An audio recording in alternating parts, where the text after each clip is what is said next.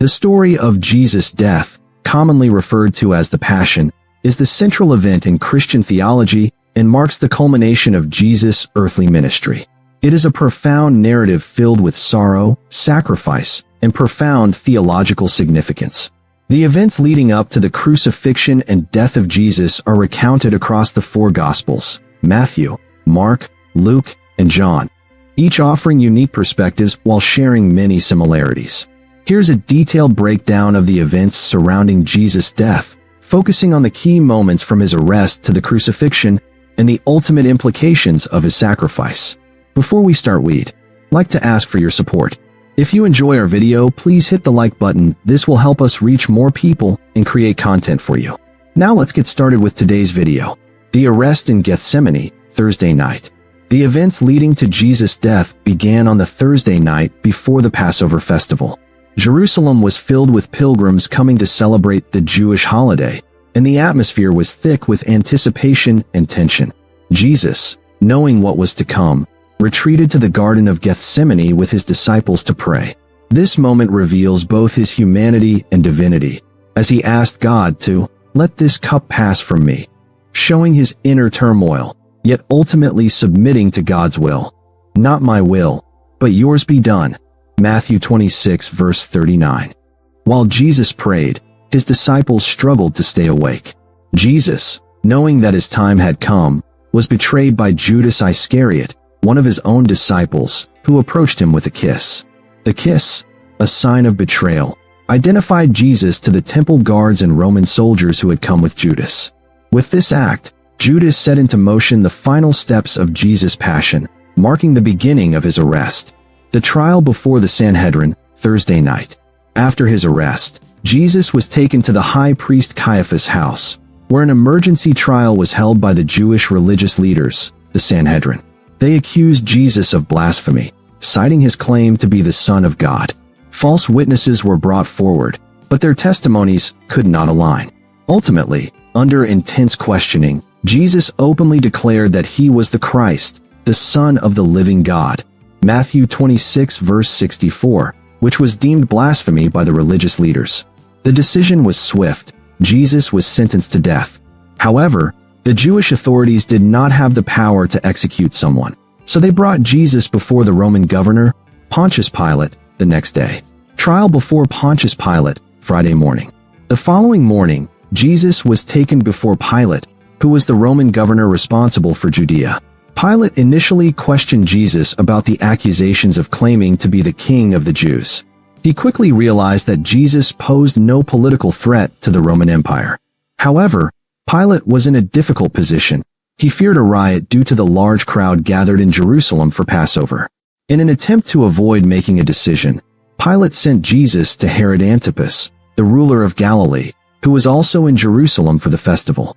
Herod questioned Jesus, but found no reason to condemn him.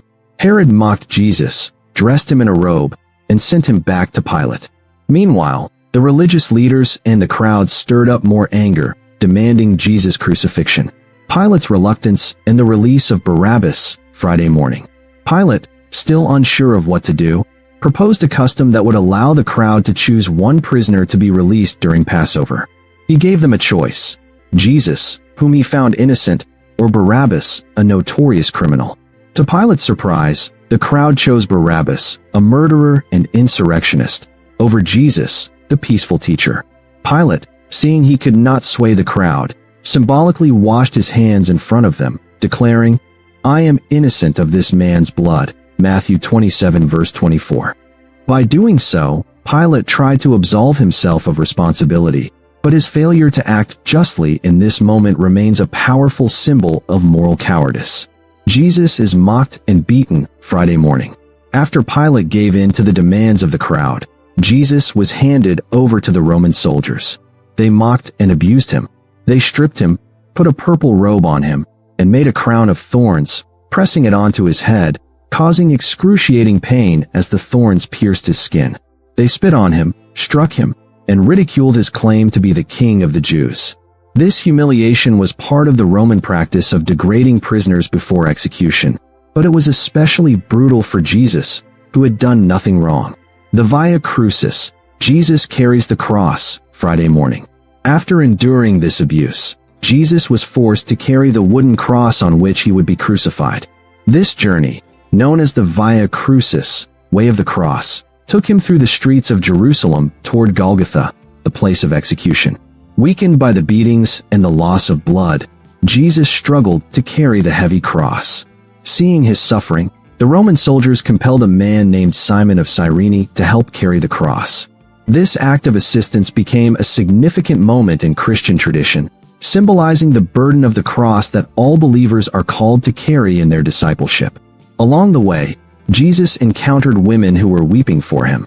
Even in his agony, he responded with compassion, telling them not to weep for him, but for themselves and their children.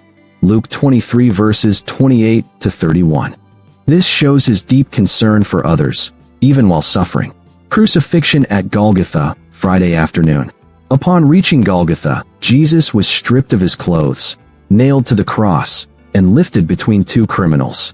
The crucifixion was a brutal and agonizing form of execution used by the Romans, reserved for the worst criminals. As Jesus hung on the cross, his body was exposed to the elements, and he endured both physical pain and emotional suffering as he was mocked by the crowd, the religious leaders, and even one of the criminals hanging beside him. At the cross, Pilate had a sign placed above Jesus that read, "Jesus of Nazareth, King of the Jews," which was meant to be a sarcastic jab at Jesus' claim of kingship. However, it inadvertently proclaimed the truth, acknowledging Jesus as the true king. Despite the agony, Jesus' words on the cross revealed his divine compassion. He prayed for his enemies, saying, "Father, forgive them, for they know not what they do." Luke 23 verse 34. This act of forgiveness, even in the face of cruelty, exemplifies the depth of his love. The repentant thief, Friday afternoon. One of the criminals hanging beside Jesus initially joined in mocking him, but something changed in his heart. He rebuked the other thief, acknowledging that Jesus was innocent and that they were receiving just punishment. Turning to Jesus, he asked, "Jesus, remember me when you come into your kingdom." Luke 23 verse 42. Jesus, in his mercy, responded, "Truly, I say to you, today you will be with me in paradise." Luke 23 verse 43. This moment highlights the hope of salvation even in the final moments of life, showing that redemption is available to all who repent and believe, no matter their past. Jesus speaks to his mother in John, Friday afternoon. Amid the pain and suffering, Jesus saw his mother, Mary, standing at the foot of the cross with John, the disciple whom he loved. In a moment of deep compassion, please subscribe my YouTube channel. I hope you like this video. Thank you.